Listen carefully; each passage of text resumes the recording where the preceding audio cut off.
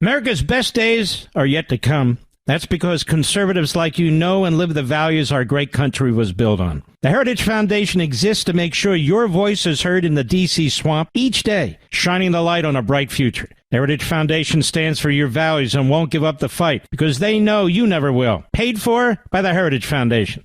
He's here. He's here. Now, broadcasting from the underground command post, deep in the bowels of a hidden bunker, somewhere under the brick and steel of a nondescript building, we've once again made contact with our leader, Mark Levin. This upcoming tax filing season, Treasury Secretary Scott Bessent is calling 2026, get this, the gigantic refund year. When those tax cuts kicked in, withholding levels didn't adjust fast enough for a lot of workers. That means millions of Americans essentially overpaid the government all through 2025. Yeah, and there's going to be a heck of a lot more money in your pocket this year. And things are going to be a whole lot better off than even most people have realized this year. And oh, by the way, we are set for unprecedented success in 2026. Hey there, Happy New Year. Quite sincerely, Happy New Year. I mean, like, if you're in New York City, I understand why you might not feel as optimistic. Seattle, your new mayor is white. Yeah. You're in Minnesota generally right now. California, wealth tax situation. Okay, so there are exceptions. There are exceptions. I'll tell you that in my free state of Florida, things are looking pretty good right now. But no, as a country, we are set for unprecedented success this year. And one of the things that drives me nuts at times is when conservatives will look towards pessimism, when optimism is staring them in the face. And I've seen a lot of that. Hey there, I am the realist who errs on the side of optimism. Brian Mudd in for Mark Levin. It is always an honor and pleasure to be here with you. I'm broadcasted from my home station, WJNO, in West Palm Beach, not too far from Mar-a-Lago.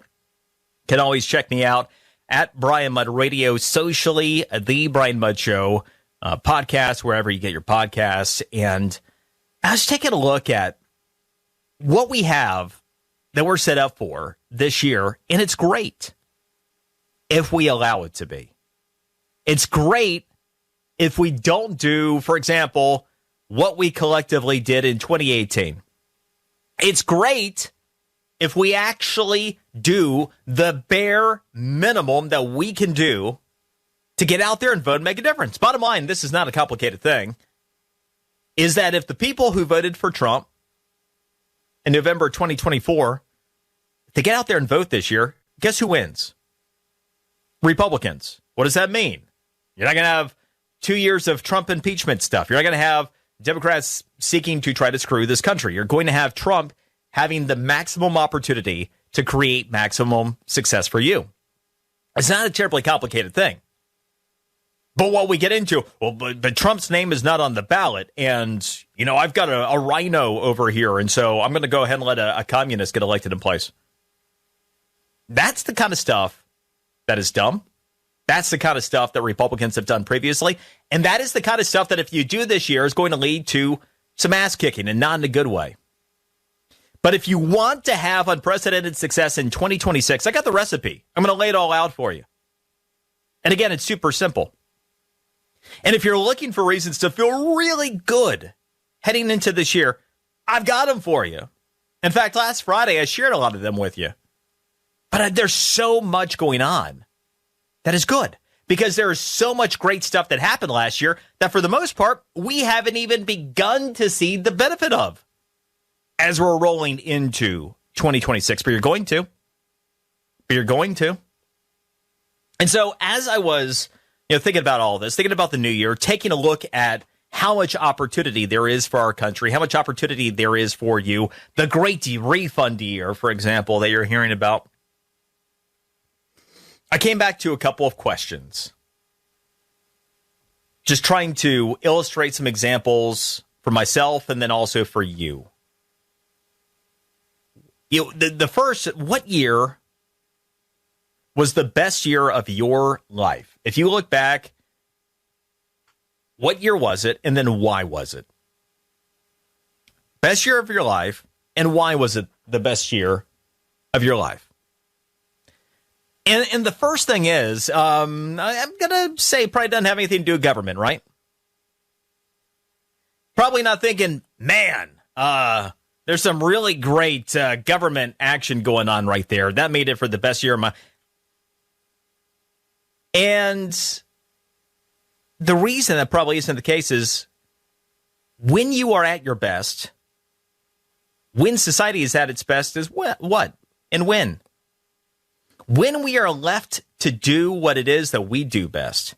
When we have the opportunity to succeed or fail based upon our own volition. When we have more money in our pocket to be able to do things, which is happening with the Trump tax policy.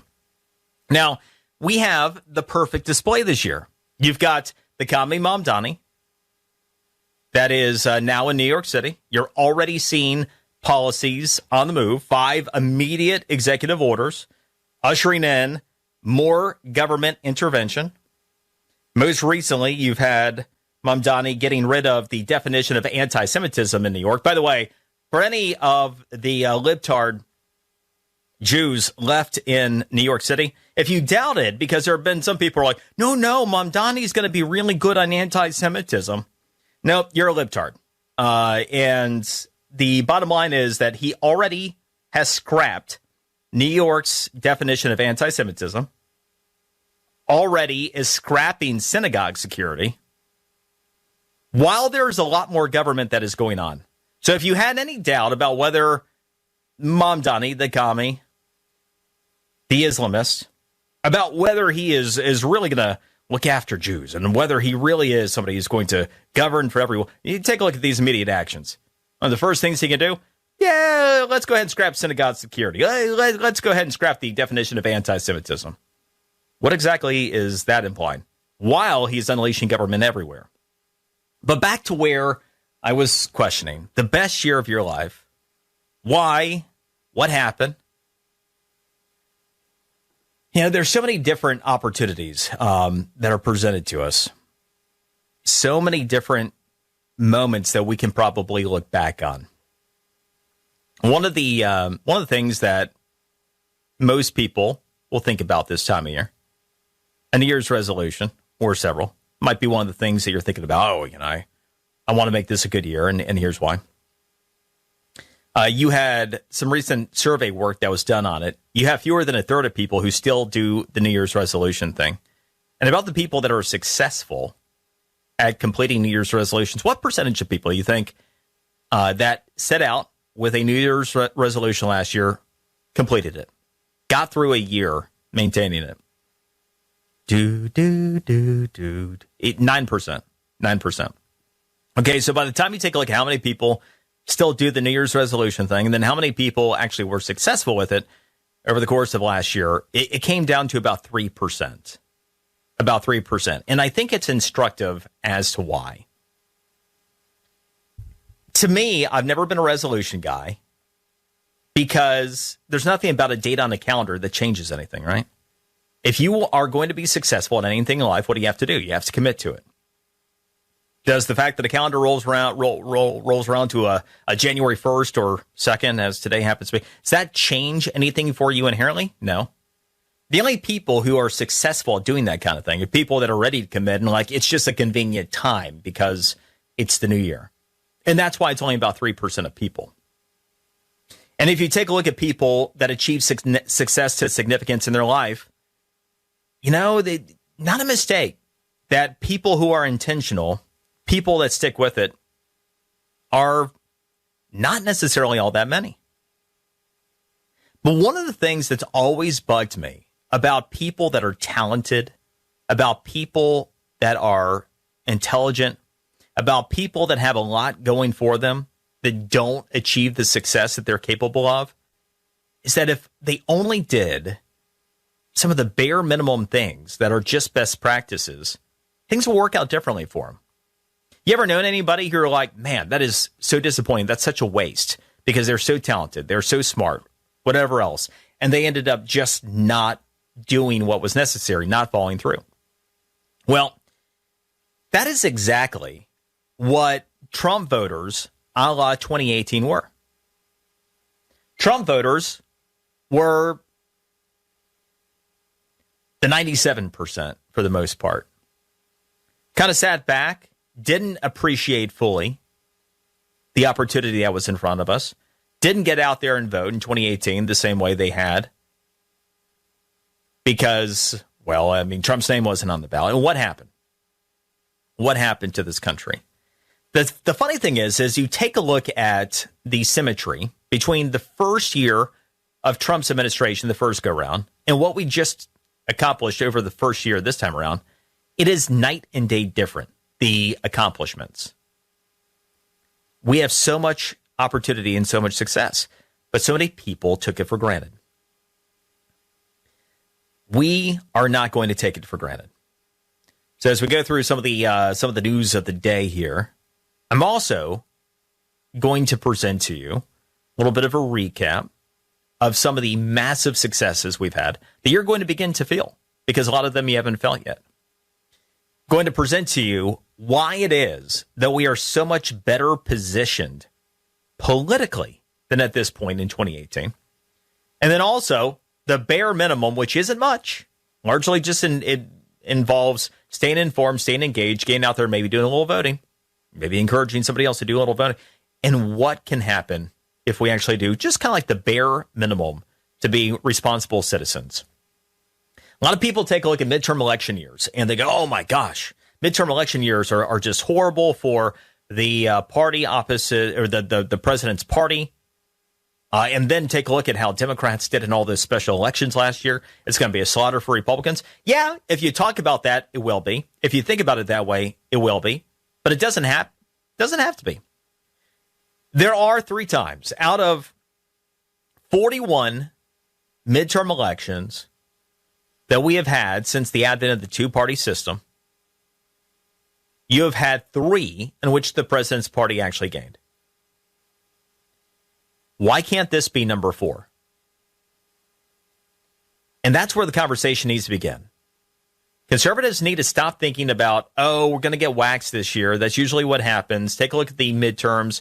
Oh, I have, this little difference with this with my congressman because I didn't like how he voted on this particular issue, or that we haven't made more progress here, so I'm just not going to vote. And then you get some kind of communist that wins in your district. That works out much better, right? It's time to stop being the party of smart people who do stupid things. Democrats have always been aligned. It's the one thing they do really well. They stay together, they play the long game, and then eventually you end up with somebody like Obama. The whole rules for radicals thing. It was talk about the long game. I mean, he was a student of Ayers. He ended up learning the rules for radicals playbook. Decades later, gets to the Senate. Before he's done anything in the Senate, he's running for president, gets elected president, pretends to be something he's not, while surrounding himself with all of the socialists, all of the Marxists, and then setting the conditions for Team Autopen around Biden as the puppet. And you saw how all of that long game was able to accomplish so much of the Marxist agenda during the 4 years of Biden with Team Autopen. When are we going to do something similarly and not just lean on one politician like Trump to do it all? When are we going to follow through, stay aligned, and actually make a difference by voting from our local elections to federal elections? When are we going to stop suggesting that, well, just because typically the president's party doesn't do well, it's going to be that kind of... We are set up for so much success to significance. Trump is working his butt off every day. We can do a little bit ourselves. And so we're going to get into that here in just a bit. I'm Brian Mudd, in for the great one. Mark Levin.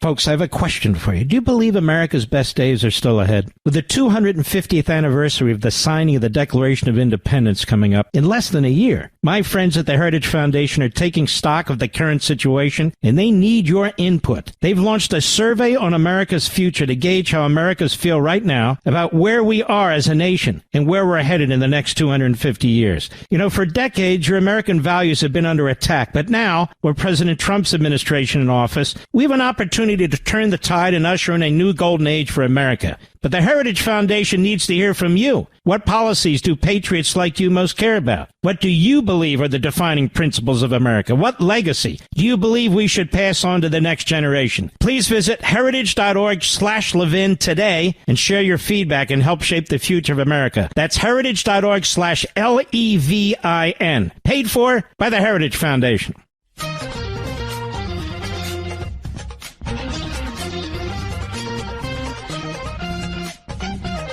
That I will faithfully discharge the duties of the office of the Mayor of the City of New York. Of the office of the Mayor of the City of New York. According to the best of my ability. According to the best of my ability. So help me God. So help me God. Oh, there you go. Yes, the Mamdani Kami Dream Team. You got him. You got the Burns swearing him in. You had AOC on hand. I mean, what else could you want? Good times, good times. So we are set for unprecedented success in the country this year. Maybe not so much in New York City. Like if you're in New York City, it's kind of like the final boarding call for a flight. If you're in New York, it's kind of like a last call to get your butt out of there. If you do not want to see how history repeats itself. You know, it's always fun when you have these communists. Well, it's going to be great. He talked about the private sector being toast. Yeah, we're not going to rely on the private sector anymore. Government is here. I ran as a democratic socialist. I'm going to govern as a democratic socialist. We're going to say screw all of the Jews. Oh, I'm sorry. We're not going to say that. My policies immediately are just going to reflect that. As I wipe away the definition of anti-Semitism in New York City, and as I end up getting rid of the security around synagogues, because why would that be necessary? But again, I'm not anti-Semitic, and I'm not an Islamist that would like to see the eradication of Jews and Israel. No, not at all. Just be great. So anyway, yes, final boarding call for a lot of people in New York. This country is set for unprecedented success this year. You in New York City, not so much. If you're a business person in New York City, probably not where you are going to want to be for any number of reasons. And ultimately, socialism has led to the death of over 100 million people. But I'm sure it's going to be different this time in New York City because it just hasn't been done quite right. That's what we always hear. If only we did it just a little bit differently. And good times in NYC. So I started by asking a question about what the best year of your life was. For some people, it might be the year that you were married, had a kid, started a dream job, your business. The bottom line is the best year of your life, whatever it's been, was not because of the government at any level. And if it was, that's a much bigger issue. If you're the kind of person that's like, yeah, I'm just sitting back and waiting for the government to take care of me, life has probably kicked your butt time and again. Throughout the duration. You're also almost certainly not a Trump voter. But too many Trump voters act too often like that person. The person that's not willing to do what's necessary to have the best year of their lives, to be successful in a way that is significant. That opportunity is here, though. We're going to talk about it. Brian Mudd in for Mark Levin.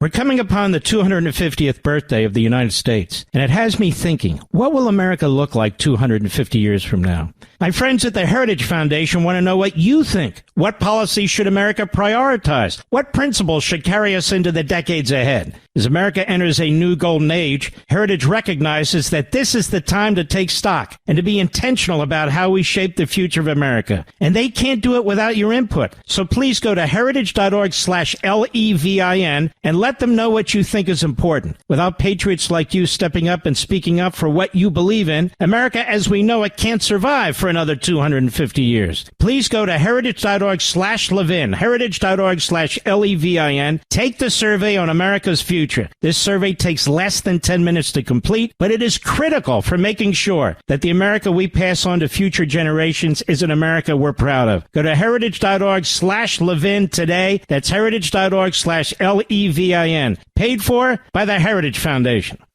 Mark Levin, America's passionately cerebral voice. Talk with that voice now. 877-381-3811. Beginning today, we will govern expansively and audaciously. We may not always succeed, but never will we be accused of lacking the courage to try. We may not ever actually succeed, which is the most likely thing, but man, are we going to jack New York City up big time? Yeah. The era of the biggest government New York City has ever seen is here. We got it. Yes. Oh, we are set up for so much success in this country this year because of what happened last year and how people voted in 24. But New York City, I mean, there are exceptions to everything. And you got a tall hill to climb right there. So happy New Year to you. Even the folks in New York City, in Seattle. Happy Friday to you. The great one back on Monday. By the way, speaking of which, remember to always catch Life, Liberty, and Levin. Go ahead and hit up your DVR.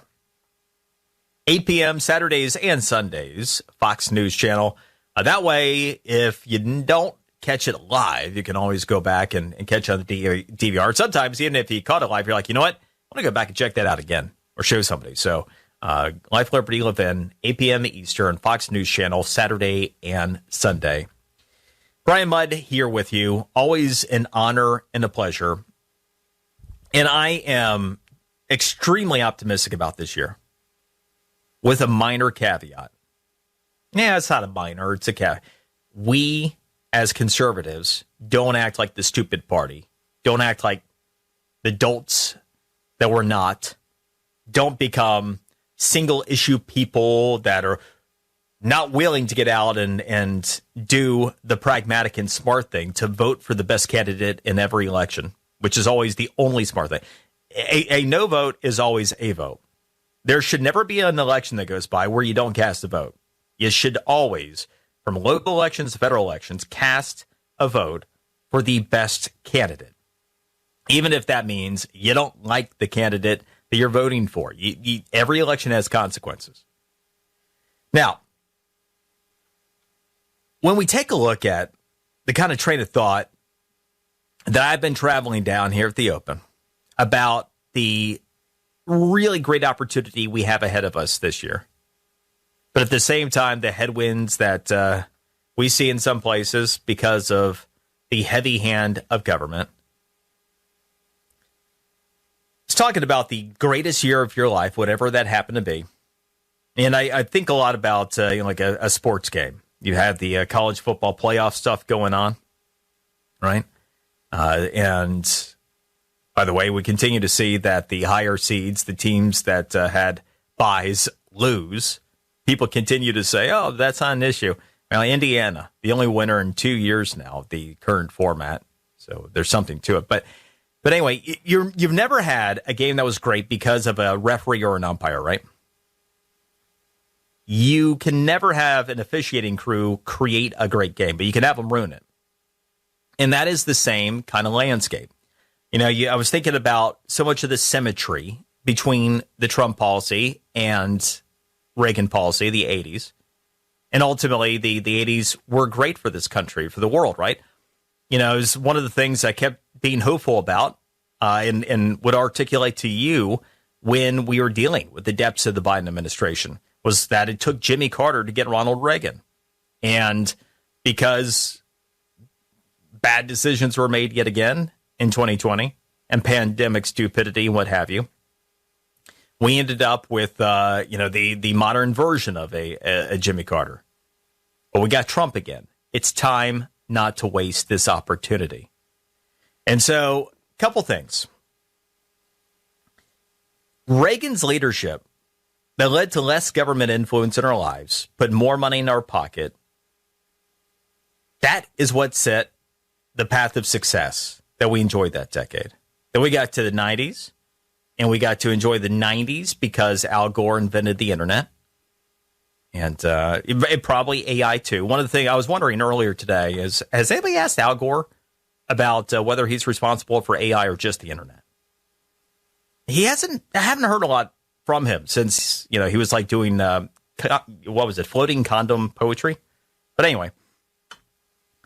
So, couple things here. Why did the first 3 years of President Trump's first term lead to unprecedented success for this country, including record low unemployment for every minority group, low crime, record high wages, super strong wage growth, nearly non-existent inflation prior to the impact of the pandemic? That all happened, right? Well, it was due almost exactly to the same policies that Reagan was able to push through in the 80s. Now, at the same time, how much of that was underappreciated heading into year two?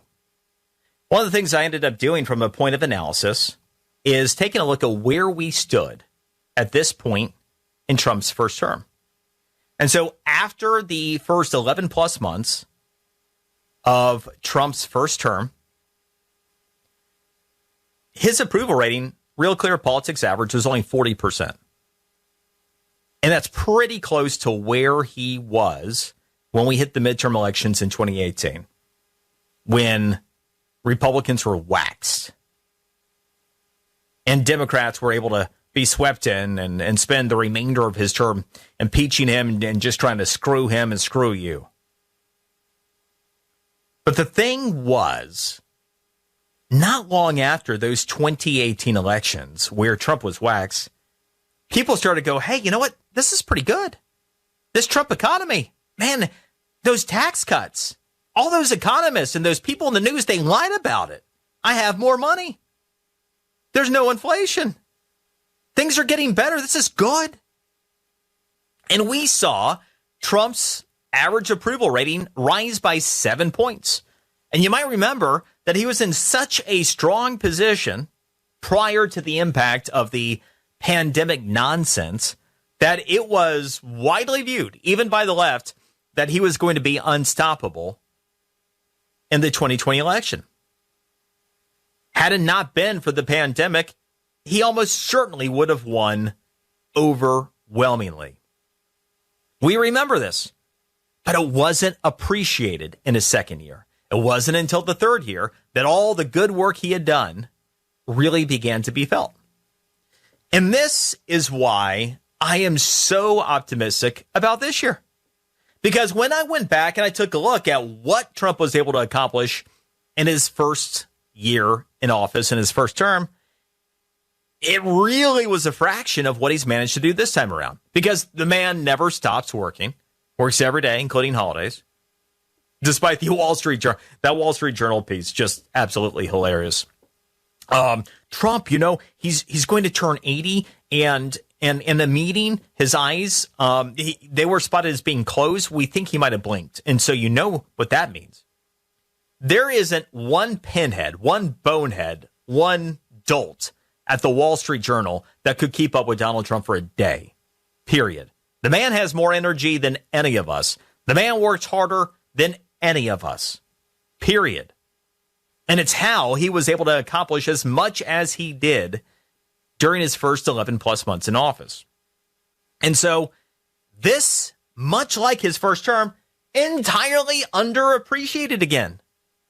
He is so underappreciated. Yet again, this is history repeating itself, only there's so much more to feel good about. Because if you remember in his first term, the idiot Republican leadership at that time didn't expect Trump to win in 2016.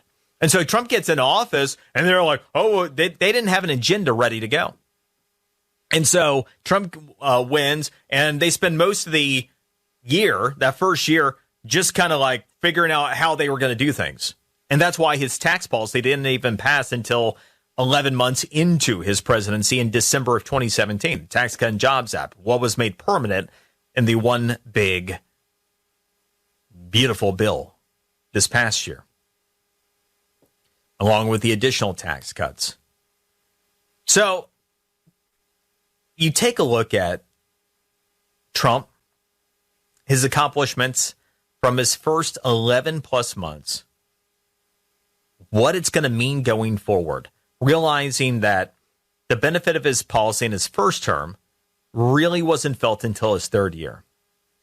So I'm not going to go through the whole ball of wax again.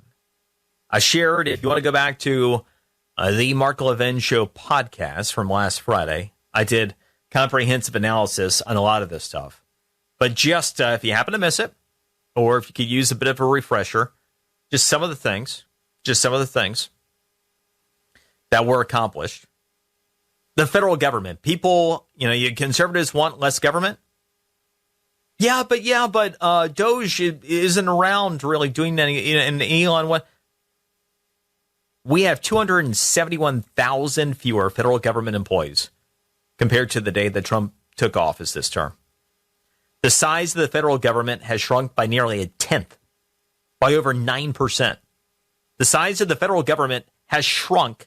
The federal bureaucracy has shrunk by about 1% per month since Trump was in office this time. See, the thing that Trump learned, in addition to working every single day, including when he was out of office, by the way, I mean, it was one of the big things that Democrats ended up paying for last year, was that Trump knew how the game was played. He knew how he needed to play it. He knew how to win. And so rather than relying on Republicans in Congress to get their butts in gear, he worked crafting that agenda. And it's part of the reason that Mike Johnson ended up being so important. When Trump was out of office, well before the general election in 24, he was at Mar-a-Lago a lot. Why? They were working on the agenda that Trump was going to put in place as soon as he became president again. That was also why it was important that Mike Johnson was not thrown overboard like some of the malcontents wanted to do, but that's a whole other story. So what have we seen? Well, about a tenth of the federal bureaucracy gone in 11 plus months since Trump became president. We saw the wokeness, DEI, get waxed last year. 20% of companies, a lot of companies did just kind of rename DEI stuff, but a lot of them got rid of it. 20% of companies totally got rid of DEI. Another 10% of companies that had DEI programs at least reduced the spending and influence of those programs. You had 432 colleges and universities across 47 states that eliminated DEI programs last year. It's a pretty good thing. The NCAA changed its official policy stance to end men pretending to be women, competing as women in college athletics. The guys that wake up and go, man, you don't like a chick today. Think I'm going to go play ball as a girl. That doesn't happen anymore, right? And why? Trump. Massive leadership changes at major news organizations, CBS, NPR, NBC, even the BBC, all that. Then you get into the success in the courts, and there have been a record number of lawsuits that were filed against the Trump administration as he has worked at record speed to try to achieve his agenda, mostly successfully. But for the cases that have made it to the Supreme Court, he's had a great track record with, having gotten at least favorable opinions on 21 of those 24 cases that have gone there. So overwhelming success in the end that's allowed him to advance his agenda. you start getting to some of the real important things, like the border, for example. You know some of those things offhand. Take a look at that and begin to paint the picture about what is really going to be felt in a meaningful way, including on inflation this year because of the actions taken last year. Have that for you next. I'm Brian Mudd, in for the great one. Mark Levin.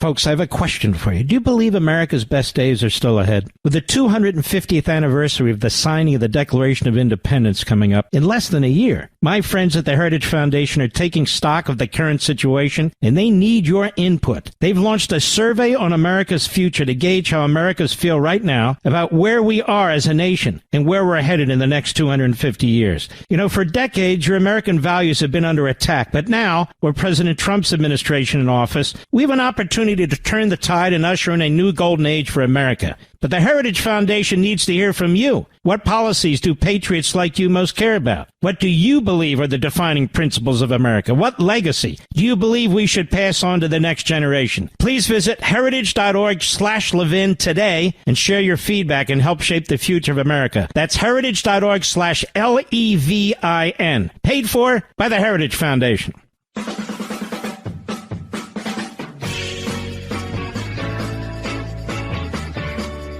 If your landlord does not responsibly steward your home, city government will step in. It's going to be stepping in a lot. We're going to be, stepping in all over the place in New York City. You're going to have the full commie experience. It's going to be great. Remember those government-run grocery stores? I mean, just coming to corner near you. You know, it is fun to think that, so much to look forward to in New York City this year. It's also ironic as you think about the grocery store thing that was campaigning on. Of the 100 million plus people that have died as a result of socialism, most commonly through starvation, economic collapse and starvation ultimately. So, it'll be great. It's going to be just in New York City. Again, final boarding call for anybody who has some sense to get out of New York City about now. So walking you through just some of the things, again, that have been accomplished through Trump's first year that are going to be paying dividends going forward. Many of these that the benefit hasn't necessarily been fully realized yet or at all. So, the border was solved. It happened so fast that a lot of people took that for granted. One of my favorite stats from last year, you had, in the typical Biden day, more total illegal border crossings, including gotaways, than happened since January 20th until now. January 20th last year until now. More than the typical day under Biden. We've had the lowest number of border crossings, illegal border crossings, in recorded history. But it wasn't just closing the border, right? It was 2.5+ million deportations. And so we realized, okay, well, that's pretty good that we've got the deportations taking place. A lot of those self-deportations that save us a lot of money in the process, which is good. But there's more that comes along with it. One of the big reasons why inflation ended up not being as high this year and over the past year as your economists, your experts thought, well, because the impact of getting these illegal immigrants out of there. Illegal immigrants, the illegal immigration crisis was highly inflationary. For example, where were those 2.5 million illegal immigrants living? They were chewing up all the affordable housing, right? They get to the southern border and go, ese, this where I say asylum. And you'd have somebody who take a look at them, Border Patrol agent, and go, oh, God. Another magic A-word person. Okay, here's an NGO that can set you up with, what do you want, a 5-star hotel in Manhattan? And go ahead and take care of that. Got everything covered for it. All that stuff was highly inflationary. As they go away, affordable housing opens up. What happens? Housing in general is not as expensive. One of the big pieces. We'll continue with this next. Brian Mudd in for Mark Levin. This segment of the podcast is exclusively sponsored by Pure Talk. Pure Talk offers great coverage and can save your family money on your wireless bill every single month. Go to puretalk.com to find the plan that's right for you. Thank you again for listening, and thank you so much for this sponsorship, Pure Talk. He's here. He's here. Now, broadcasting from the underground command post, deep in the bowels of a hidden bunker, somewhere under the brick and steel of a nondescript building, we've once again made contact with our leader, Mark Levin. I had the honor of being noticed by the President of the United States, who called me a very, very liberal / communist mayor. Yeah.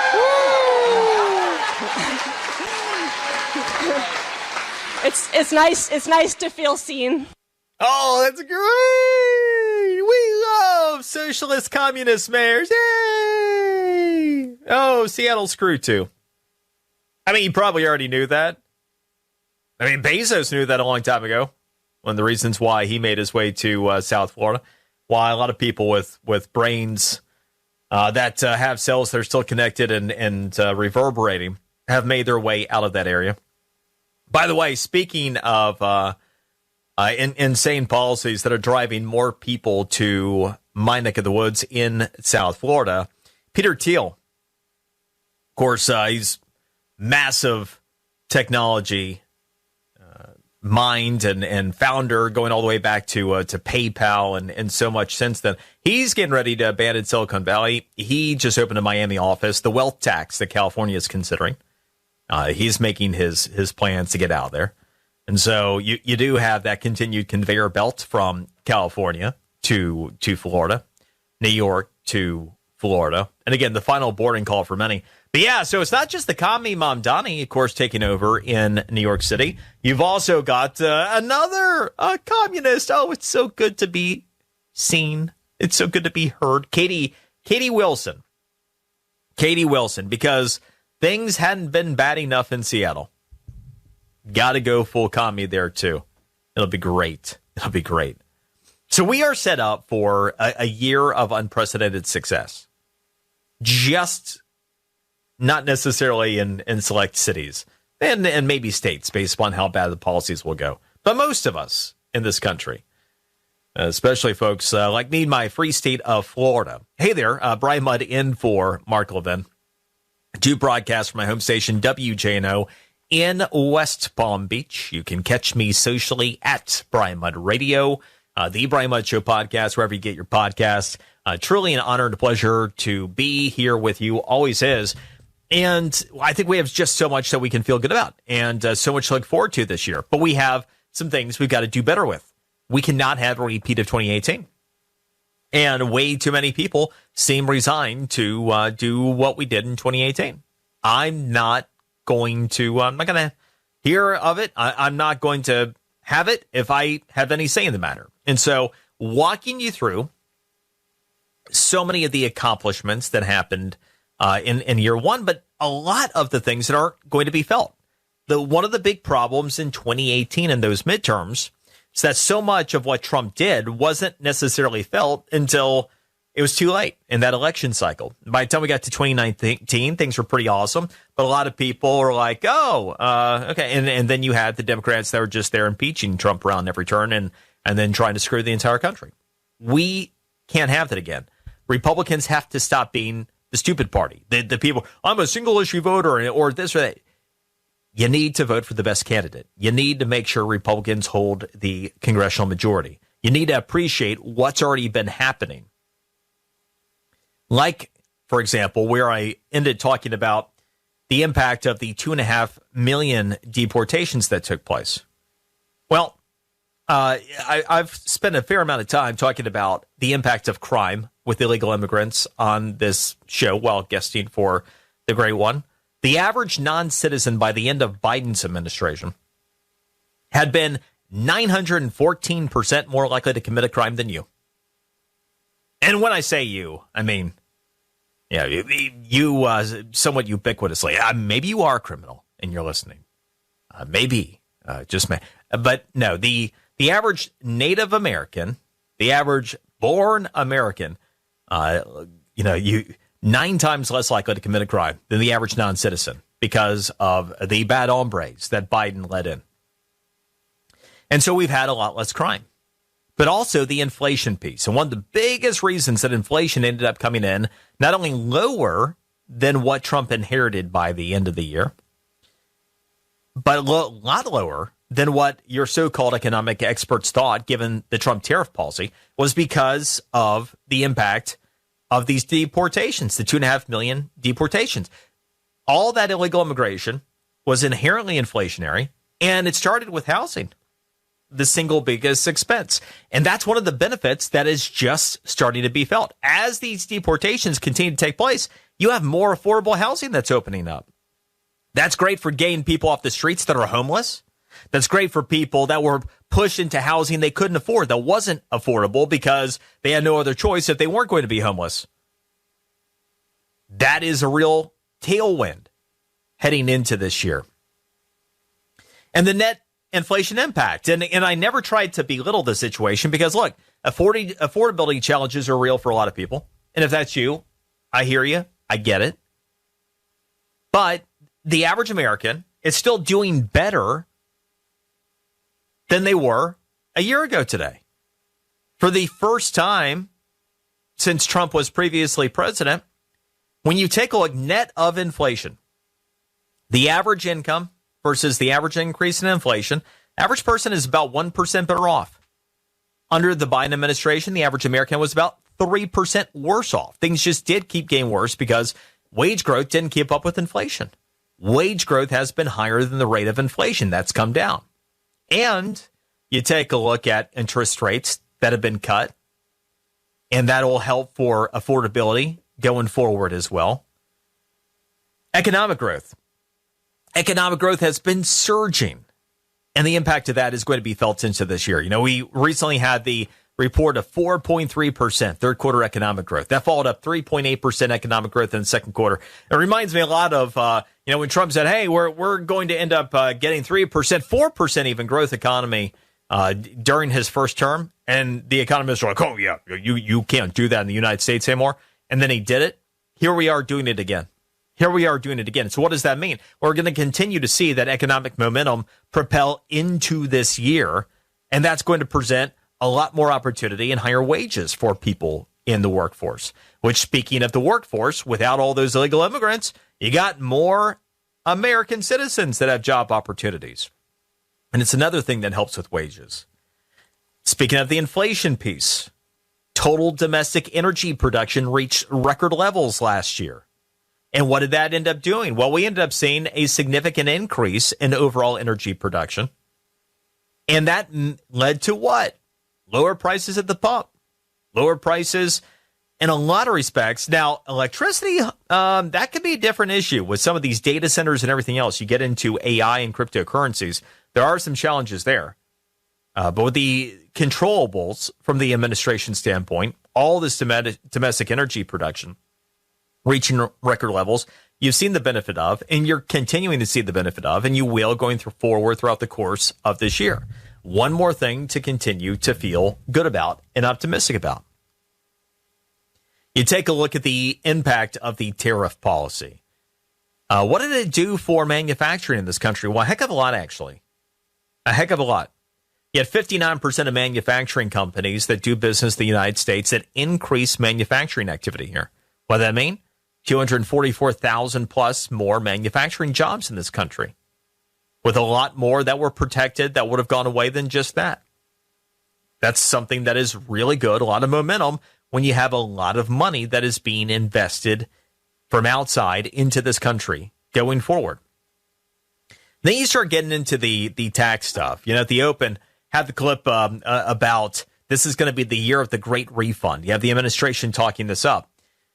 One of the biggest tailwinds for so many people this year haven't begun to realize the benefit of the tax cuts yet, where the average employee who earns tips is going to save about $2,000 annually in federal taxes. Pretty big deal. The average employee who works overtime at any point during the year, saving about $1,400 in taxes. And then having 90% of Social Security recipients that'll have no federal income tax liability for Social Security. That'll save them $1,500 per person per year. That's a lot of extra money that hasn't been realized yet because people didn't make adjustments to withholding. And I think about that in the same context of the tax policy, the Tax Cut and Jobs Act that was passed in December 2017. So many of the economists, the media, they lied about it, and people believed it really wasn't going to matter to them. And then they ended up realizing eventually, oh, yeah, this is really good. This is really good. And that was made permanent last year, along with these additional tax cuts. And a lot of people, about the time they start to file their taxes, are going to go, oh, wow, take a look at that, and really start to realize the benefit of it.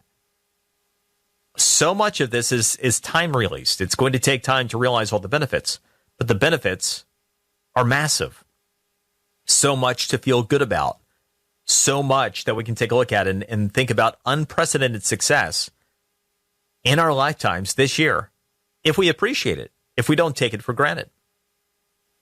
Talk about all of the peace that has been negotiated.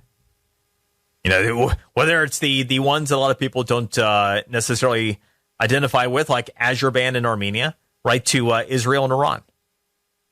The 8 different peace deals, the peace that Trump is still working on right now to bring an end to the Russian-Ukraine war.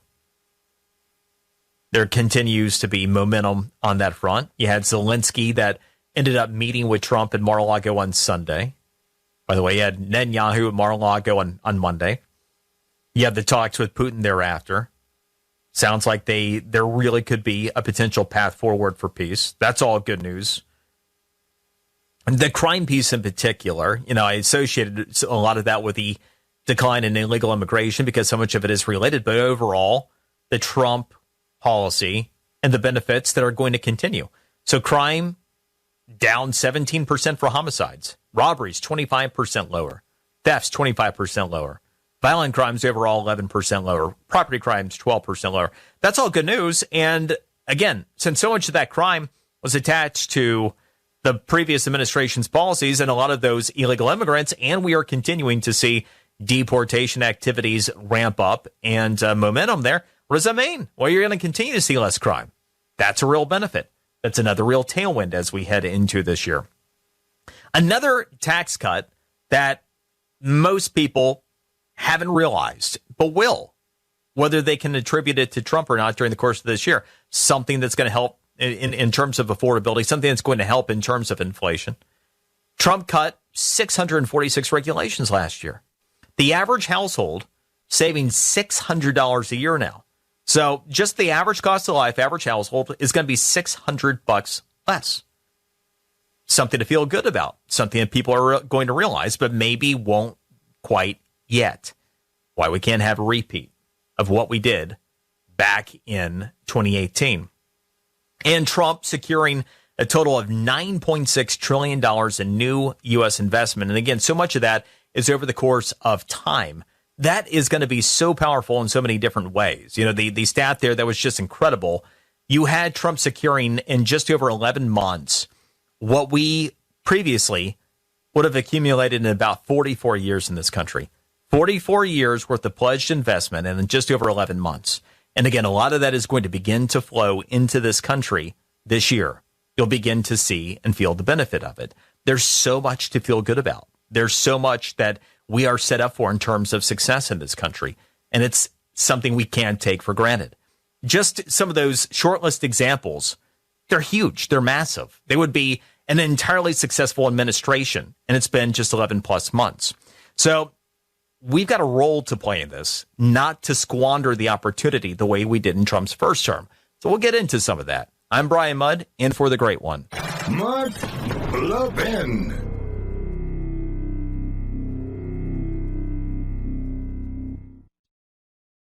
As a consumer, you can carry the success or failure of businesses in the palm of your hand.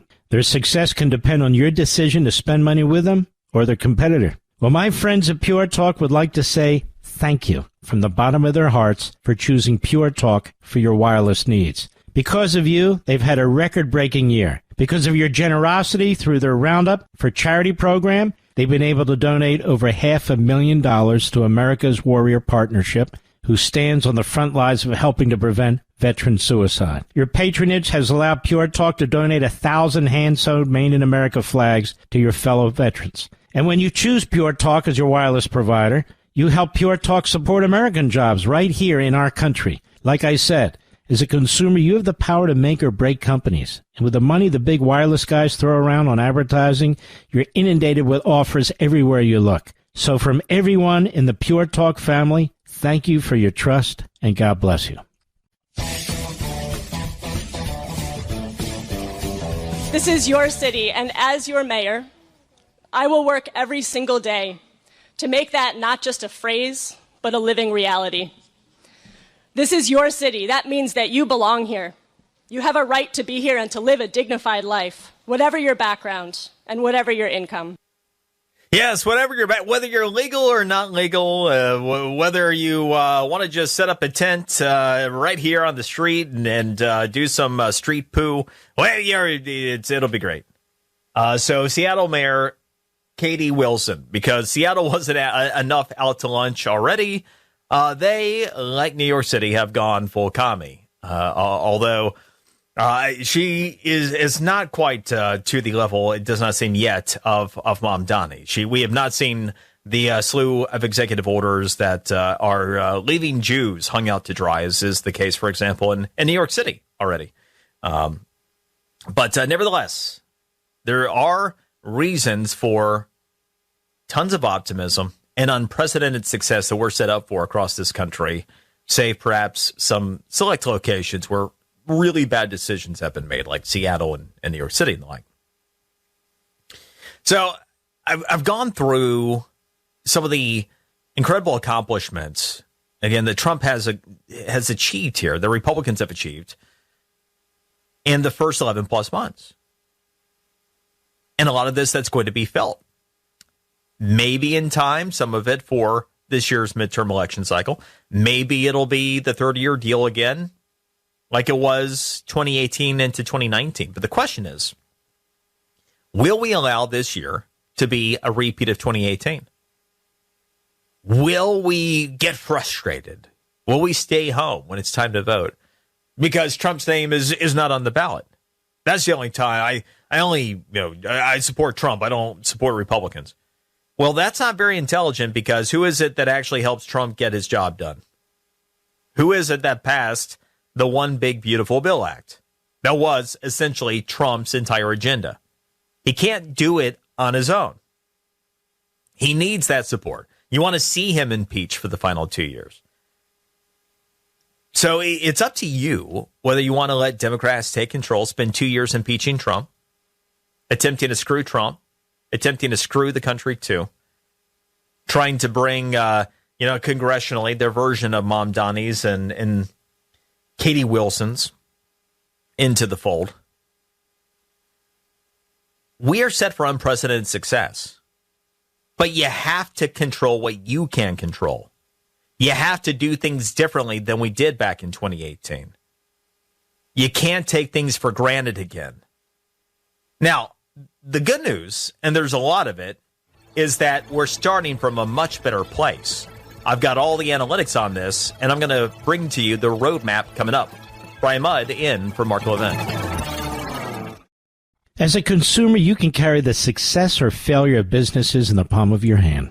Their success can depend on your decision to spend money with them or their competitor. Well, my friends at Pure Talk would like to say thank you from the bottom of their hearts for choosing Pure Talk for your wireless needs. Because of you, they've had a record-breaking year. Because of your generosity through their Roundup for Charity program, they've been able to donate over $500,000 to America's Warrior Partnership, who stands on the front lines of helping to prevent veteran suicide. Your patronage has allowed Pure Talk to donate 1,000 hand-sewn Made in America flags to your fellow veterans. And when you choose Pure Talk as your wireless provider, you help Pure Talk support American jobs right here in our country. Like I said, As a consumer, you have the power to make or break companies. And with the money the big wireless guys throw around on advertising, you're inundated with offers everywhere you look. So from everyone in the Pure Talk family, thank you for your trust, and God bless you.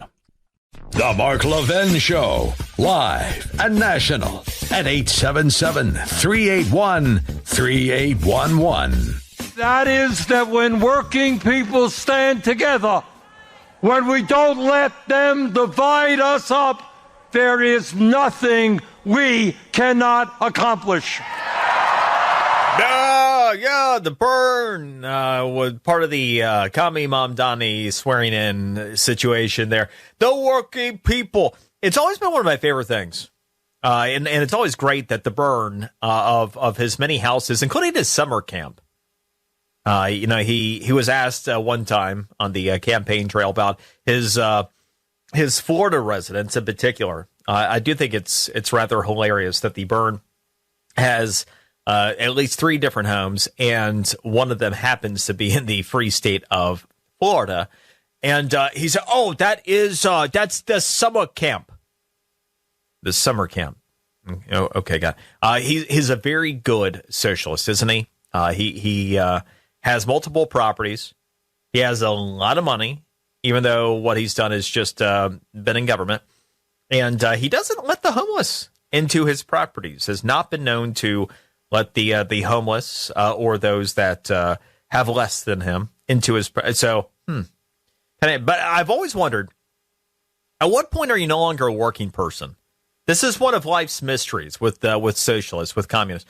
What point does it have to do with like the union kind of day? Like if you work more than 8 hours in a day, are you no longer a working person? Because that's not like the union like laid out schedule for you. So how about income? What level of income? Like you work your butt off, you become successful in life, and you make some decent income. At what point are you no longer working for that? Is it when you make 100,000? Is it 150, 200,000? What point are you working longer than the average person, but no longer a working person? At what point, because you've worked so hard that you make some above average income, are you no longer a working person that way? These are the life's mysteries that these people introduce. We've been talking about the unprecedented success we're set up for this year and how we can't have this be a repeat of 2018. I'm going to show you the roadmap and where we are set up for a lot of success this year if boneheaded decisions aren't made. If people just get out and do the bare minimum to vote and make a difference this year, what things can look like. First, Susan, been patiently hanging on in New York. Susan, welcome to the show. Hey, great. I'm so glad you're really emphasizing this growth rate that we're experiencing of the gross domestic product over the last 2 quarters. Just to do a little, history here. Obama, during his 2 terms, he never had one quarter or year that went 4%. In fact, he never even had a year of gross domestic product that was 3%, which was the only president in history that didn't have that. And he remember how he was saying oh, we can't grow anymore. We're on a managed decline. Do you remember that? Well, you bring up a very good point, and it's part of the mindset and the line of thinking that your mainstream economists, your so-called whiz-bang experts latched onto when Trump said, "Yeah, we're going to grow the economy at 3%. In fact, we're going to grow it at 4%." And people were like, "Oh yeah, you're nuts." Trump doesn't know what he's talking about until he actually went out there and with his policies achieved it. And so, Susan, thank you for the call. You make a great point, and things aren't possible when you say they're not possible. And this actually plays in very well with where I am going with the show, because people will be on the right of the mindset, a lot of these special elections didn't go well last year. Republicans really underperformed. Democrats did well. History says the president's party is going to get waxed in the midterm, so it's going to be really bad. Well, it is if you have that mindset. It is going to be a bad cycle generally for Republicans if you decide that we're going to do what we did in 2018 and not really vote. And so it is critical, absolutely critical, that we appreciate what we have in front of us. Things will continue to get better, but also that we don't repeat those mistakes. So one of the things that I want to do from a point of analysis is kind of walk you through this roadmap. And we're going to start here. So I wanted to see, after breaking down all the success we have had over the past year, and the Reader's Digest version of it that I gave you just a bit ago, where we stand compared to the same time in 2018. So entering this year, to give you an idea, President Trump's average approval rating, not great, but if you take a look at the Real Clear Politics average approval rating, he's 3 points better off today than he was on the same date in 2018. Okay, so Trump himself is starting from a better position, 3 points better than at this stage in 2018. Okay, well, that's something. Well, on the generic ballot, Republicans, how do you think they're performing generally? Generic ballot, Republicans compared to where they were, same date, January 2nd, 2018, before the waxing. Generic ballot, the question, if you were to vote today, Democrat, Republican, which way you going? Republicans are 9 points better off than they were on this date in 2018. 9 points better off. Well, that's kind of significant, right? So, see, there are a lot of things. And in some cases, maybe people appreciate their congressional representatives. In other cases, it could just be that the Democrats are having the worst performance as a party they've ever had. They've had record low favorability, and that continues to this point. So, be it through their own legislative successes, like the One Big Beautiful Bill Act, or be it through just people taking a look at Democrats and going, the last thing I want to be doing is voting for that. And certainly the Mamdani kind of experience, I think, only highlights that further. Either way, Republicans' generic ballot, 9 points better off than at the same point in 2018. Okay, so despite the many predictions of a Democrat wave this year, the numbers begin to tell a different story. But that is just some of the polling stuff there, the Real Clear Politics average polls. Another slightly interesting nugget on that note, consider this as of the most recently available data. You have about 30 states that provide some voter registration information. You have 11 that provide it regularly and really good information. Did you know that in every single state that tracks partisan registration information, Democrats lost ground in 2025? Every single state.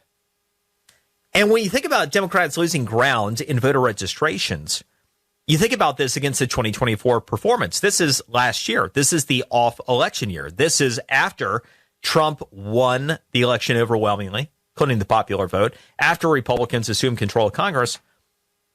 And then Democrats lost ground in every single state to Republicans. Well, that matters. Did you know that Democrats had their worst year-over-year performance net of Republicans that they've had since 1998? No kidding. Yeah, but the special elections. Yeah, but you had people that didn't get out and vote. If people don't vote, doesn't really matter, right? But one of the things that is huge, one of the things that is extremely important, tracking some of this information over time. I'm in Florida, and we are one of the 11 states that provide regular information. We have it monthly. And one of the trends that I've noticed over time, off-election year trends. Now, when voter registration information changes in an off-election year, it has always been instructive for where the next election is heading. And when you start to see that kind of an impact in all of these states across the country, it begins to tell you something that doesn't show up in the news because, people don't really pay attention to this in off-election years. People only pay attention to those special elections. But is showing intent if people simply turn out. So ultimately, what it comes down to is you. It comes down to what you're willing to do this year as if history is set to repeat 2018. Because while the political forecasting out there is, suggests that it's going to be a bad year for Republicans, we have one of the single best years of successful policy that we've ever seen. A lot of that has yet to be realized. Most of it really has yet to be realized. And so this year may or may not prove to be the best year of your life. But if we all control what we can't control, well, we absolutely can ensure that we have the potential to continue to have unprecedented success for years to come. And we don't end up in that place like we did in 2019 where things are great, but Democrats are sitting there doing this country in Congress. And Trump's agenda was being killed. And then the vid on top of it. President Trump literally works every single day, even holidays, to achieve this stuff. This time around, we've got to make sure that we do our part. We got to make sure that we do our part in this year's election cycle, too. I mean, showing up every election, every race, every time. Because voter turnout for presidential elections, it averages about 16% higher than midterm election turnout. And local election turnout isn't even close.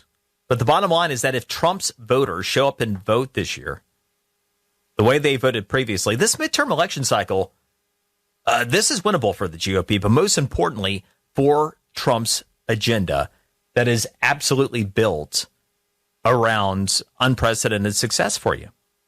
And so, bonus, by the way, you start talking about getting involved. This means that you're going to have a better local government set up. You're going to have a better state government set up, which will lead to a better quality of life, too. And who knows, maybe fewer Katie Wilsons and Mom Donnies, in a town near you as well. We got Jim in Wildwood, Florida, who wants to weigh in on this. Jim, welcome to the show. Yes. Yeah. I think the midterms would help if Republicans keep an eye on all the fraud and the ballot harvesting that the Democrats do. And I'll stick with Minnesota and all the fraud there with the Somali immigrants. But one person can just say, yeah, he's good, and just vouch for 8 different people. I never understood that. How can that happen in any state or even in the country where someone can do to vote that?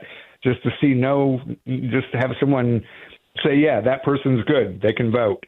And Mandani, I would say just like I'd say an alcoholic, you hit bottom, and hopefully New York will hit bottom, and then maybe somehow or other it'll turn that state around. Who knows?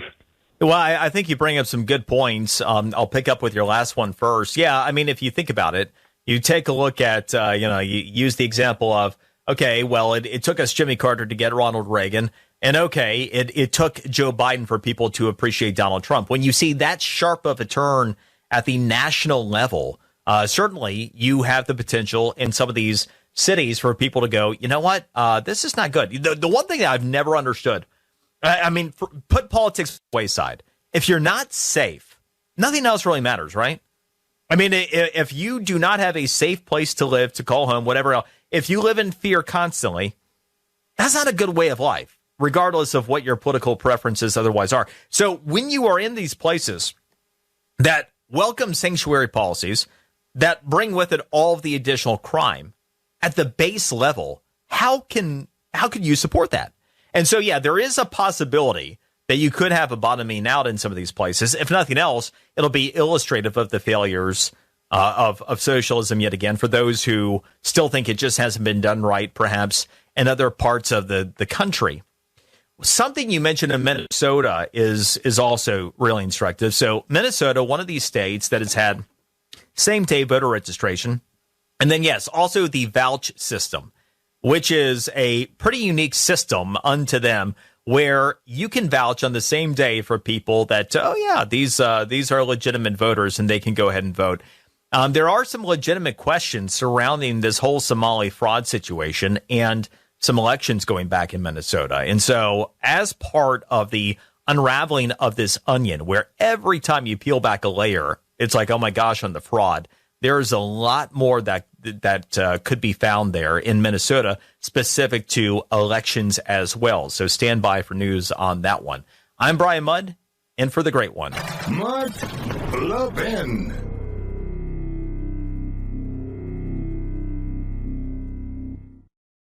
As a consumer, you can carry the success or failure of businesses in the palm of your hand.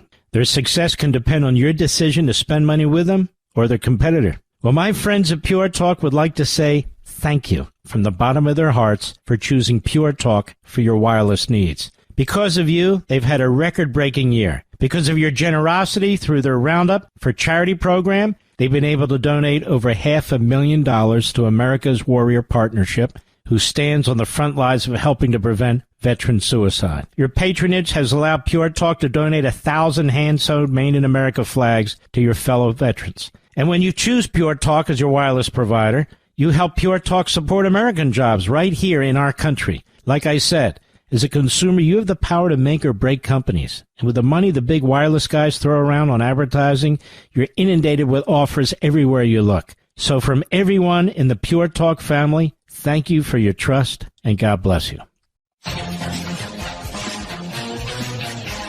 Prosecutors say this plan was in the works for about a year, and it involved attacking people inside a grocery store and fast food restaurant on New Year's Eve with hammers and knives. Christian Sturdivant, 18 years old, from Mint Hill, North Carolina. That's a suburb of Charlotte. Police said he planned to use these hammers and the butcher knives hidden under his bed. Gloves and tactical vests were also taken as evidence.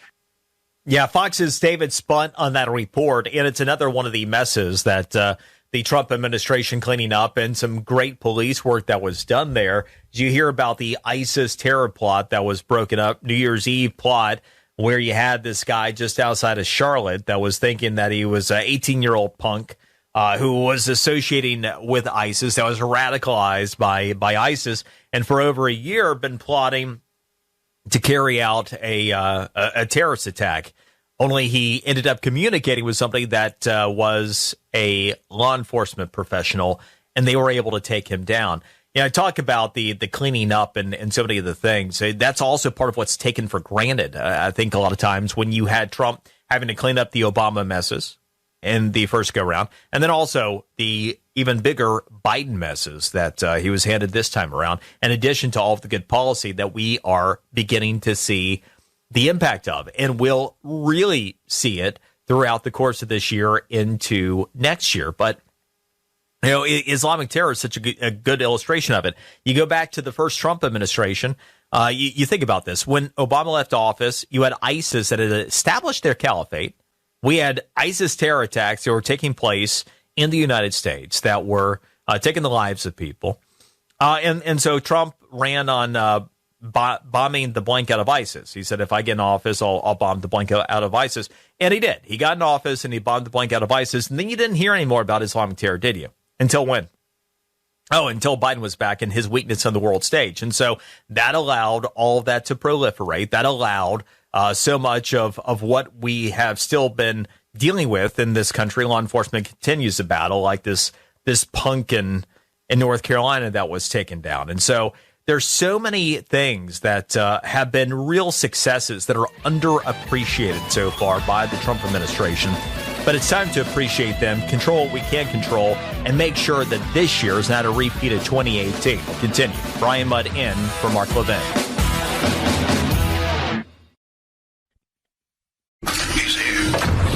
He's here.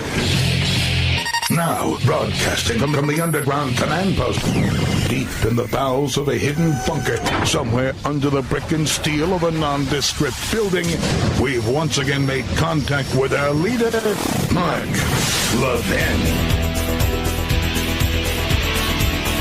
Not only is this a massive abuse of taxpayer dollars, but it also was incentivized because of the negligence and the inability of the Biden administration to put in proper financial control. So that is HUD Secretary Scott Turner talking about the Minnesota Somali daycare fraud, where every time you take a look at that story, it's, but wait, there's more. Last time that I was talking with you, last Friday, would have been a week ago, we were at potentially $8 billion in potential Somali daycare-related fraud going all the way back to 2018 in just that one state. Well, now we're hearing, hey, it could be $9 billion in Minnesota. Of course, this is a story that's been playing out over the past couple of months. And also in the but wait, there's more category. Of course, now the Somalis are playing the victim card. There was the break-in, don't you know, at one of the facilities. And look at this. All the information was stolen that might have been revealing about many of the bad actors.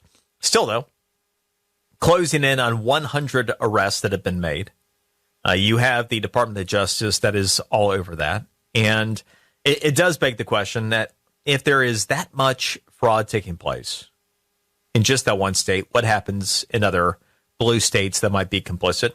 Who might be involved? Is it possible that the governor, that the AG are not complicit? I mean, although, for the people who take a look at Tim Walz and are like, he had to know something. I don't know. I mean, what we saw of him running for vice president, there is some plausible deniability there, right? I mean, the guy really might be that dumb. He really is a bit of a buffoon. So that one's kind of a tougher call for me. But incompetent, absolutely, at a minimum. There could be a lot more to the story, not just with the daycare fraud, but also, as one of the callers last hour brought up, voting as well, because Minnesota has practices that are unusual. We've had a lot of close elections there. Minnesota, one of the things about that state in particular that not a lot of people appreciate, it's always been a good trivia question. A lot of people will associate New York or California as being the bluest states traditionally. No, it's not been the case. Actually, Minnesota. You have had every state vote for a Republican for president more recently than Minnesota. You have to go all the way back to Nixon. Last time they voted for a Republican. Every other state, except for Minnesota, voted for Reagan for president in his reelection bid. And Reagan only lost Minnesota by less than 1 point in that one. That was Mondale, his home state, in 84. And so anyway, Minnesota. Been a long, long history there of leftist policies.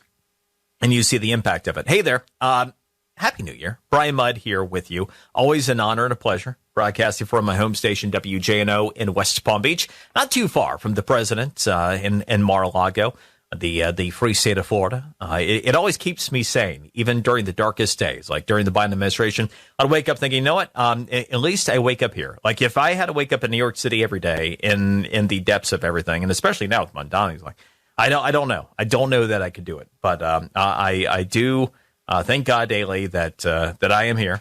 And I also am thankful to you for being there. Appreciate you listening. You can check out my stuff at Brian Mudd Radio socially, The Brian Mudd Show podcast, wherever you get your podcasts. One of the things I've been talking about, how we are set up for unprecedented success this year if we don't do stupid things. And by that, I mean, we all have examples in life of smart people that do dumb things. And you'll think, how can somebody so smart be so stupid, right? Well, that is the Republican Party, or people who have been Trump voters at a minimum, because you take a look at what we did in 2018, and it was absolutely stupid. We were set up for unprecedented success back then, and it was taken for granted. Well, we have the opportunity for even more success because of the incredible first 11 plus months of the second Trump administration for success that's going to be felt throughout the course of this year into next year. We can't let this election cycle get away from us. And it starts now because you have primaries that begin. You have candidates that need to get in races. You have local elections that provide the bench ultimately for a lot of these political parties. So I laid out how the conditions are a lot better at this point than they were in 2018 for Republicans. The conventional wisdom out there is, oh, yeah, Republicans are set to get waxed again. Even a lot of these so-called Republican strategists, oh, yeah, it's going to be a bad year. Okay, yeah, because you're a buffoon. Because you're assuming it's going to be that way. And when you talk that way, what does it do? It beats down the average conservative voter, Trump voter, and think, oh, my vote doesn't matter. Bull crap, it doesn't. It does matter. You get out there and vote the same way you did in 24. Trump's going to have all the support he needs in Congress. History does not have to repeat. And the base that we're starting from, so I mentioned already, you take a look at the Real Clear Politics average of polls, and Trump's approval rating, not awesome, but it is 3 points better than it was on this date in 2018. So that starts from a better place. A big change on the generic ballot when it comes to the partisan split. Republicans are performing 9 points better today than on the same date in 2018 on the generic ballot. That is huge when you're talking about congressional midterm elections. And then I also referenced something that is hugely instructive, which is in every location where we have partisan registration information available from last year, every single location, Republicans outperformed Democrats. Now, to what extent? Well, to give you an idea, in the locations where Republicans and Democrats have voter registration information available, the share of the electorate that Democrats represent is now 1.4% less than it was a year ago today. So this is even after the 2024 election cycle, even after the big Republican wins. Democrats lost 1.4% of their voters where we have information available. Republicans, meanwhile, added 0.3%. Not huge, but again, that right there is what? It's a 1.7% swing in an off election year after Republicans won big. What does that tell you? If people get out and vote, if people on the right, if people who voted for Trump, if people who are more closely aligning with Republican politics than Democrat politics, commie politics, if they get out and vote, it's not going to be a repeat of 2018. Republicans can hold ground and maybe even give Trump more support that he needs. And the net effect of what we have seen here is the largest single-year decline since 98 for Democrats. Worst year compared to Republicans in partisan voter registration that we've had since 1998. That's kind of a big deal. Not something that people are talking about. Okay, so then you start taking a look at the states. So where we have really good information, the states where you have regular updated information, it runs a cross-section. You got red states, you got blue states, you got swing states. But to give you an idea, you go through a place like Arizona. Okay, so Arizona, huge swing state, right? What happened there over the past year?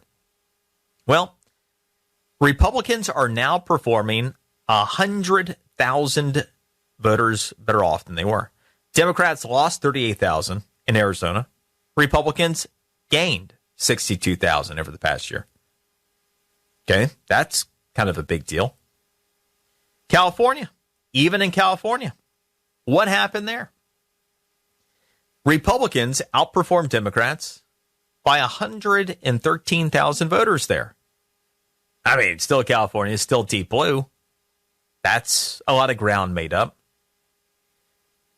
Colorado, the gains for Republicans, pretty much the smallest there of any state, but still, Republicans about 13,000 voters better off in Colorado than a year ago today. How about my state of Florida? The biggest showing anywhere in the country. This continues to happen. So you had a net change of 310,000 voters to the advantage of Republicans. Republicans already had a record advantage in the state of Florida. Netted another 310,000 voters over this time a year ago. You take a look at another really important swing state like Nevada. What's the shift been? 30,000 voters over the past year. That's a lot of movement in a state like Nevada. New York. I mean, you take a look at New York. Looks like a lost cause. You have 78,000 fewer registered Democrats in New York than you did a year ago this time. You have 14,000 more registered Republicans. A meaningful shift right there in a deep blue state. You notice the theme here. The swing states, the red states, the blue states. That progress. North Carolina, a hugely important swing state. What's happened there? 41,000 fewer Democrats, 58,000 more Republicans. That's big. That's big. Pennsylvania, well, it's become pretty much the ultimate swing state now, since Florida no longer is. What did Pennsylvania do? Huge move for Republicans in the off election year. Democrats lost 68,000 voters in Pennsylvania. Republicans added 112,000 PA. Jersey, we saw Republicans that ended up doing, about 71,000 voters better than Democrats over the past year. Oregon, what goes on there? Republicans, 30,000 voters better off than a year ago. So you start to it does not matter the geography, doesn't matter red state, blue state, doesn't matter swing state. Everywhere we look over the past year, we continue to see the Republican gains net of Democrats. The same type of shift that was in place for the 2024 election that is continuing. We continue to see Democrats with record low favorability for that party. You have their new faces that are what? Mamdani? Gavin Newsom? Now the standard bearer for the party? He of the, we need to have transgenderism for everybody, and all taxpayers should pay for transgendered kids, and you should be able to wake up one day and go, man, I'm feeling kind of froggy. I think I'm going to call myself an amphibian and compete, I don't know, as whatever I identify with that day in terms of athletics. That guy is the leading candidate for Democrats for 20. So you continue to take a look at all this. Reasons to feel good about this year. Reasons not to be beaten down, not to listen to the experts that are anything but experts. Not to have a repeat of 2018. Got more for you coming up. Brian Mudd in for the great one. Mark Levin.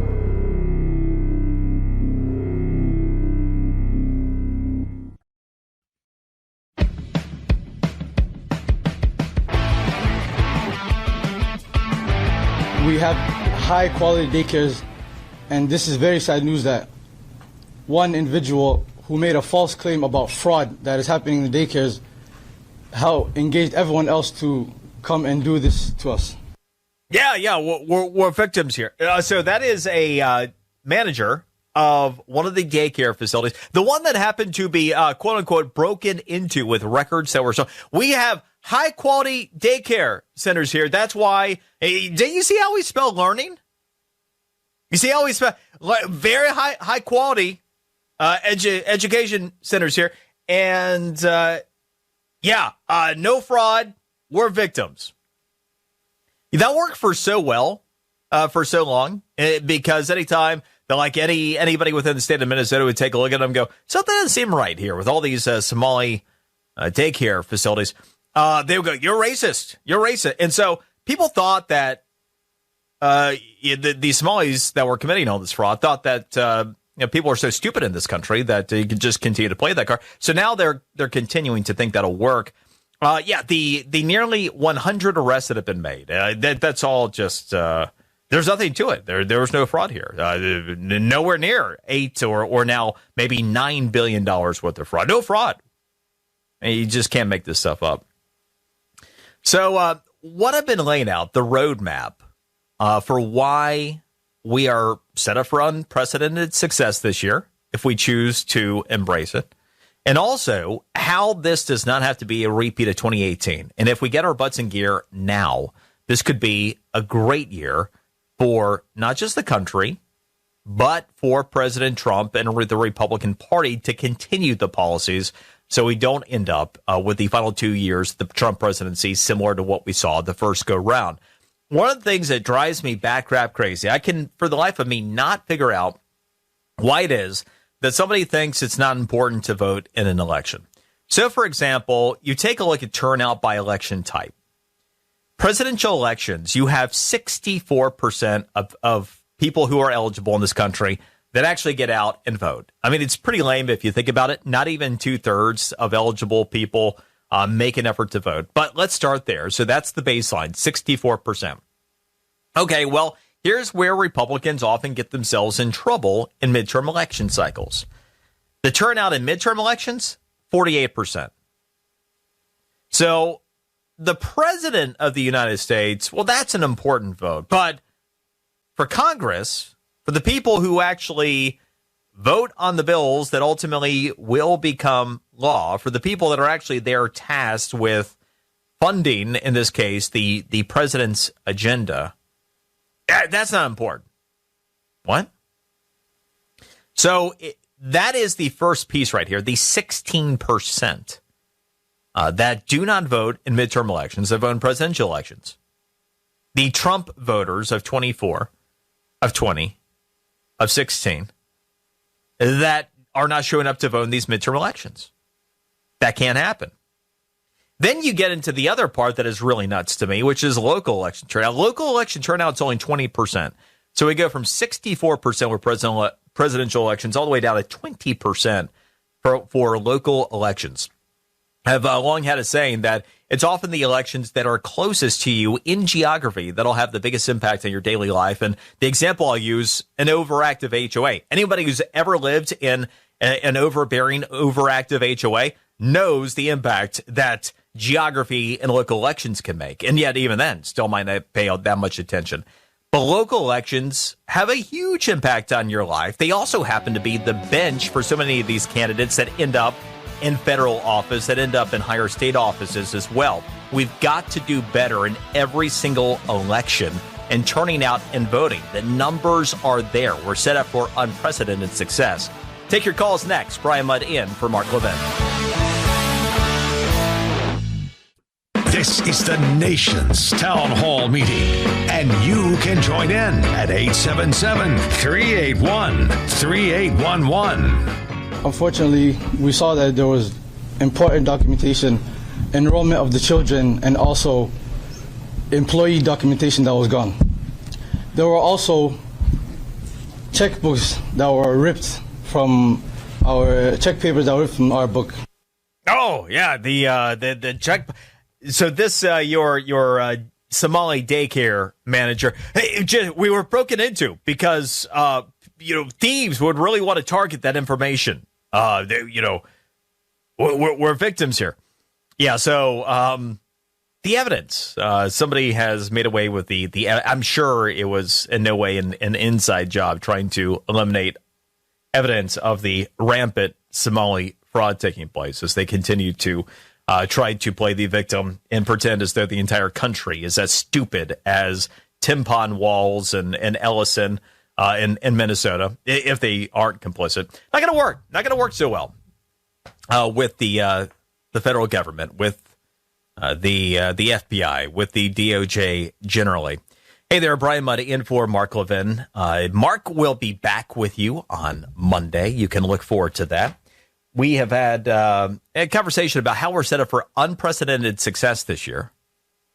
And that's true of the Trump policies that are in effect that will continue to be felt throughout this year, but also can be that way when it comes to the midterm elections, too, in this entire cycle, if Republicans take advantage of the opportunity in front of them. Let's go to Mike in Mississippi. Mike, welcome to the show. Hey, Brian, you didn't want to try to say Pascagoula? I will say that out of the corner of my eye, taking a look at that, I'm like, it's probably not the best idea I've had tonight. No, I wouldn't be. Actually, I live in Grand Bay, but I was in Pascagoula at the time. Listen, I want to first say that I bleed conservative red.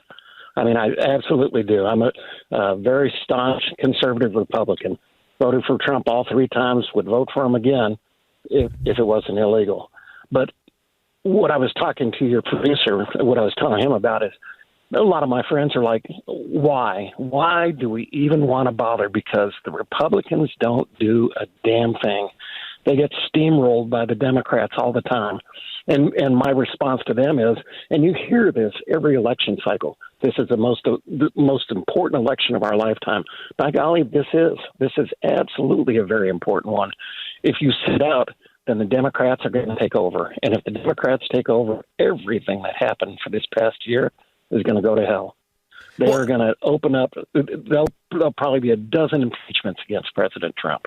No doubt, it's going to be a repeat, only worse, of what we saw in 2019 and in 2020 that way. And look, your point is right on point, and this is what drives me crazy about many on the right that'll become complacent. The whole idea, it's a do nothing Republican or somebody who I don't like on this particular issue. The first thing is, and this is hugely important, it's kind of like Trump was a victim of his own success at the border. If Trump had the border progress, slowly arriving at the point where it did almost immediately, to where just the border was closed and no illegal immigrants were coming in, people might have paid more attention to it. But it was so immediately successful, it was kind of like yesterday's news to a lot of people. The same kind of thing comes in. We wanted. Go ahead. The people out, me and my fellow conservatives out here, we want to see progress. We want to see things. I mean, we're seeing things happen with President Trump. He's doing a great job, and I've said it all along from the day that he said, "I want to be president."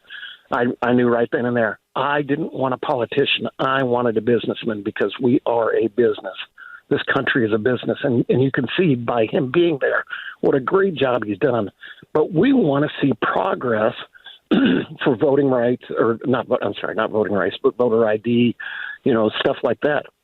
Well, by the way, I mean, he has signed executive action on that. There actually has been progress on voter integrity. And one of the things that, and where I was going with the example of the border, I've run into this with the One Big Beautiful Bill Act, because a lot of people will take a look. Yeah, but the Republicans in Congress, they haven't followed through. So why am I going to vote for them? Why, if I don't really like the Republican that I have in my district?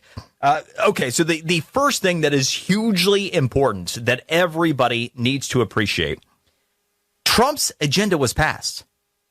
The same way that the border was immediately fixed because Trump knew what to do, had the right people in the right places, and took care of the job. The reason why the One Big Beautiful Bill Act was that big of a deal was because it was the Trump agenda.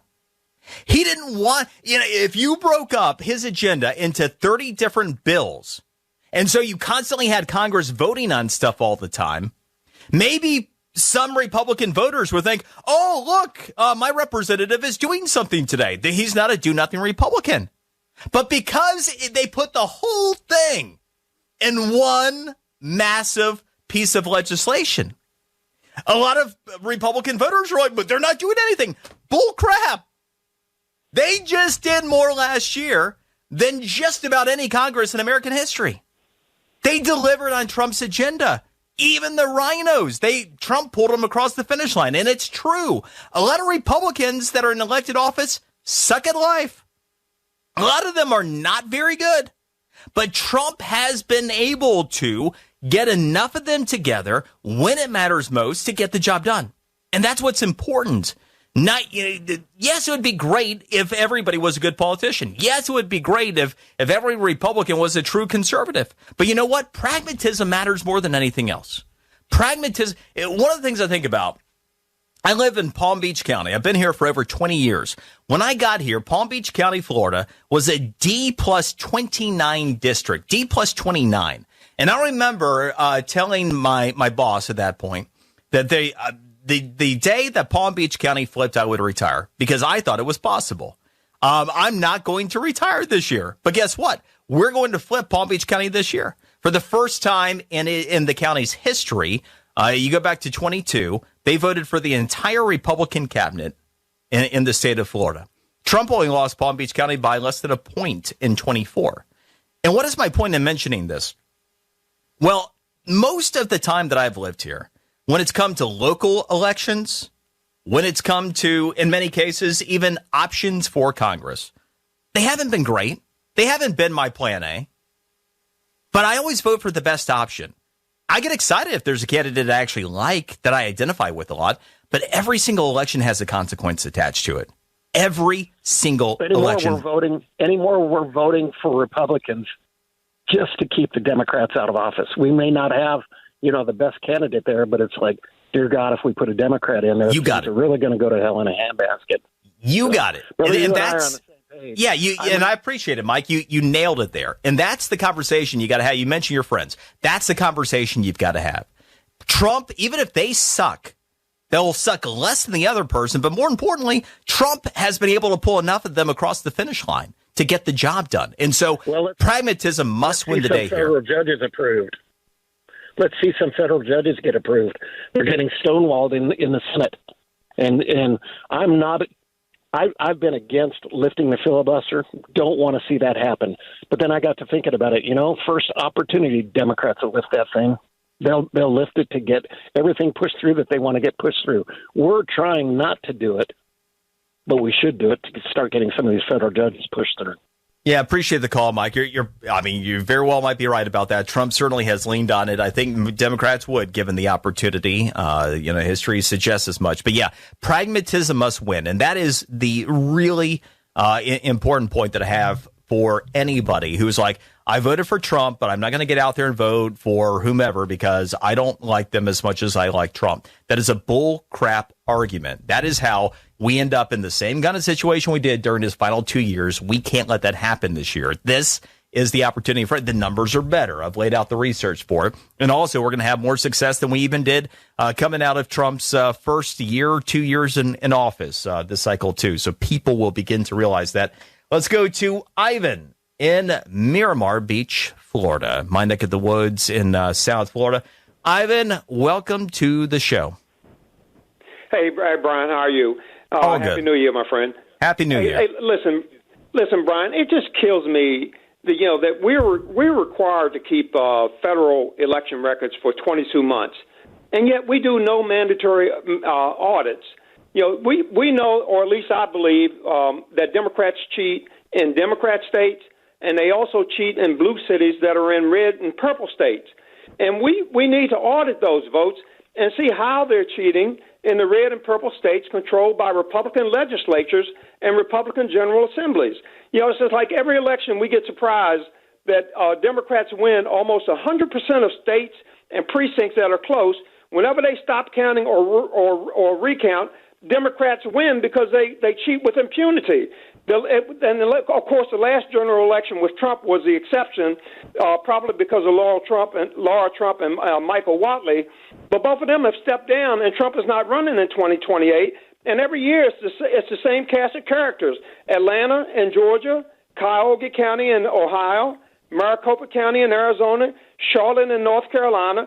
We know where all these places are. We need to find out how they're cheating. And we need to audit these elections. They ought to be required to audit. Every state ought to be required to audit their election. Like maybe once every 7 years. For Trump said the election was too big to rig, and that's one paradigm. But what happens when it's not too big to rig?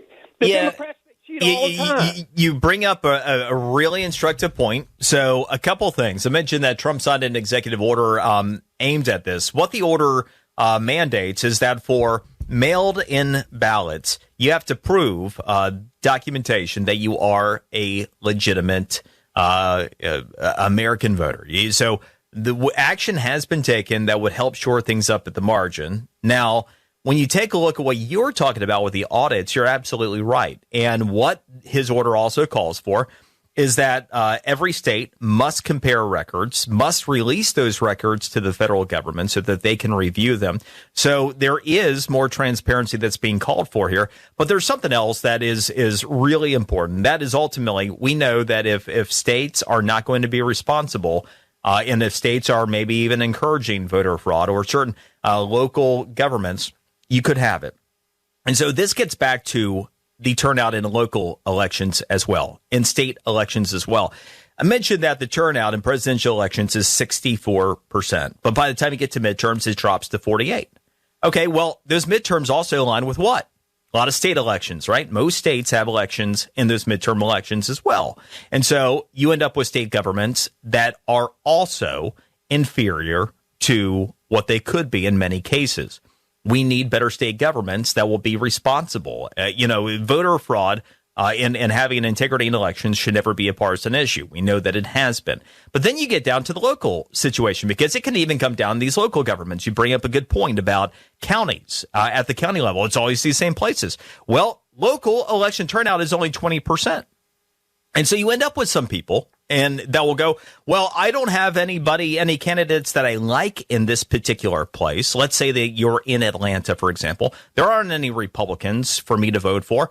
Maybe find the Democrat candidate for mayor that doesn't support voter fraud. Maybe that. Just getting somebody who's like, you know what? I don't think we should have voter fraud. Might make a difference. I talk about my situation like in Palm Beach County. There are a lot of times that I didn't like the candidates that I voted for historically here, but I found the ones that were the most honest, even if I disagreed with them on politics. This is why we've got to turn out in every single election, and people need to treat every election as important as it is. It all is interconnected. It's a great point, Ivan. Brian Mudd in for the great one. Mudd Levin.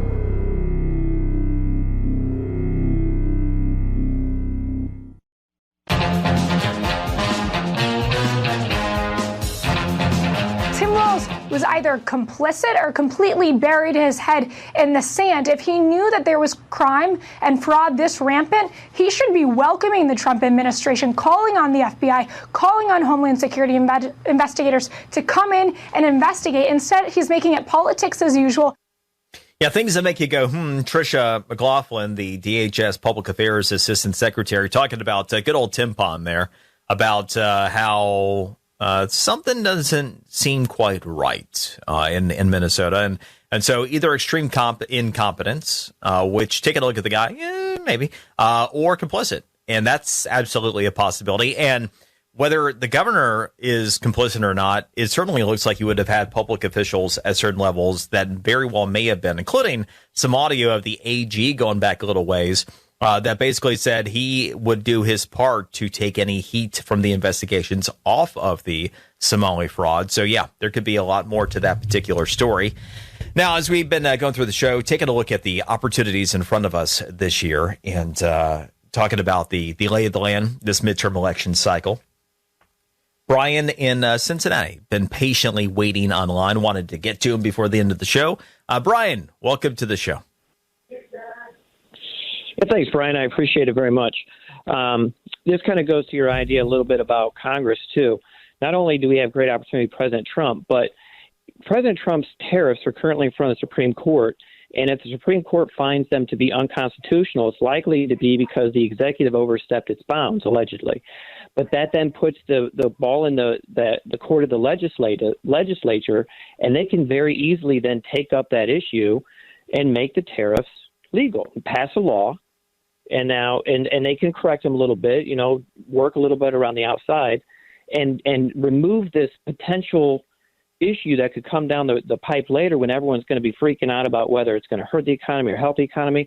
We'll just take it out of the Supreme Court hand, make it moot, and go pass a law, and legislature can run with this. I brought this to my congressman. I brought this to my senator. Nobody seems to care or understand or have any kind of foresight to work with this.